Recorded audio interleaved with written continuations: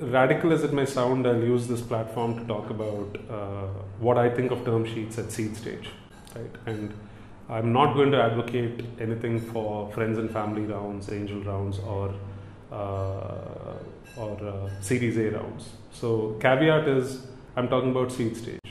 So fundamentally, these 50 lakhs, 1 crore, 2 crore rounds are basically exist because you're not ready for a conventional Series A round of funding, right? Which means your business plan has not necessarily taken off. There's a lot of traction yet to be proven. So there are significant risks in the business. I am compassionate towards the plea from startup founders that we shouldn't have very, very rigid terms because they tend to get mimicked in the next round. And the Series A guys tend to put even more rigid terms, and it hurts from that perspective. That's fine. That's a fair argument. So we have also sort of diluted some of those terms so that we don't set a precedent for bad terms for the Series A investors. But that said, I think what you should look out for in a seed round, and my philosophy, overarching philosophy around terms in seed term sheets are, make sure that you are protected when things go extremely well for the company or go well for the company. Please do not focus on terms which are protective of you if things go bad for the company. If you're entering at 5-10 crore valuation and things go bad, I honestly don't give any value to what is residual in the company. So it doesn't matter to me whether this is a 2 crore business or a 3 crore business and who's sharing the spoils. An entrepreneur who takes a view that they need to be protected on the downside in a seed round is actually a big red flag for me, right? So I wouldn't even want to fund such an entrepreneur who's thinking about protecting his backside and on a seed round, because the ambition should be to build a business which is 10 times the size. If you're building a business which is 5-10 times the size that is today, only then do you deserve my check in the first place. And therefore you can't be worrying about terms which are on the negative side as much as the positive side. So if you're doing well, and then I have clauses, you are seeing clauses in the term sheet which are not giving you your fair share of equity, upside by squeezing you on things like liquidation preferences, by taking undue liquidation preference of more than 1.5, 1.7x. If you're seeing restrictive rights in terms of your ability to do the best you can for the company, those are things you should be wary of.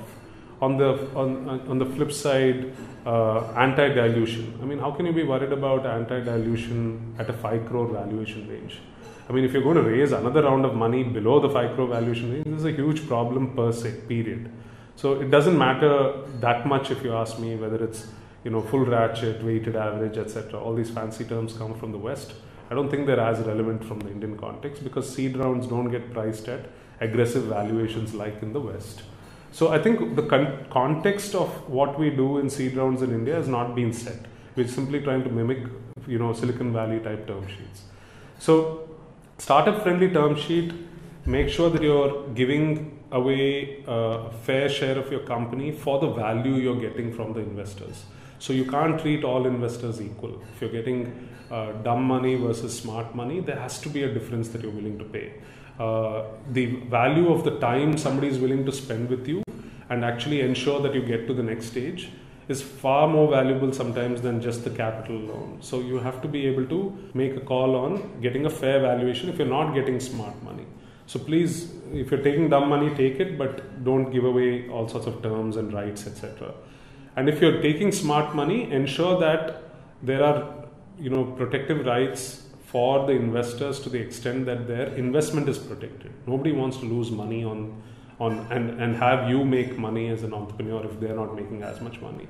So liquidation preferences of greater than 1.752 is a little bit worrisome because again the investor also has to have confidence that we're playing for a much larger outcome rather than a mediocre middle outcome. So I think protection of capital is important, but it's not important to make a boatload of money on you for a small check.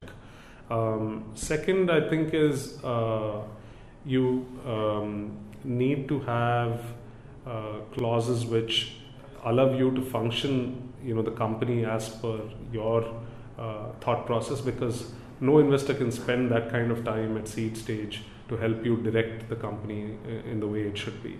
So basic decisions like loans of up to 5 lakhs or monthly expenses of up to 10 lakhs, whatever you have budgeted in the plan and which has been approved, that kind of flexibility has to be there. That said, having conditions which are around hiring of high cost employees, etc., should have oversight from the investor director, because it's useful to get a point of view. I think that's the value of having an early stage investor, that you have not a co-founder necessarily, but you have an advisor also who comes with the money. Be honest about the readiness of the team to go to Series A. It's usually never just the 2 co-founders, it's the quality of the team that you build below you. So my phrase on that is that you can't try to be superheroes forever, you need to build a team of superheroes. So if you're going to build that team, they're not going to come cheap, especially if you're luring somebody from, and you have very little capital to lure them at market salaries. So which means you have to budget, 8, 10, 15% ESOPs. And that typically investors will ask you to carve out from your share. So if you're a single promoter, that number could be as high as 20%, because you might then have to find a co-founder. If you're an established team and everything is in place and you're 3 co-founders, it could be as low as 5 to 7%. And if it's somewhere, your team is somewhat in between, then it's probably going to be closer to the 10% mark. So I think those are fair asks as well, and that's what you should kind of give up, depending on the readiness of the team.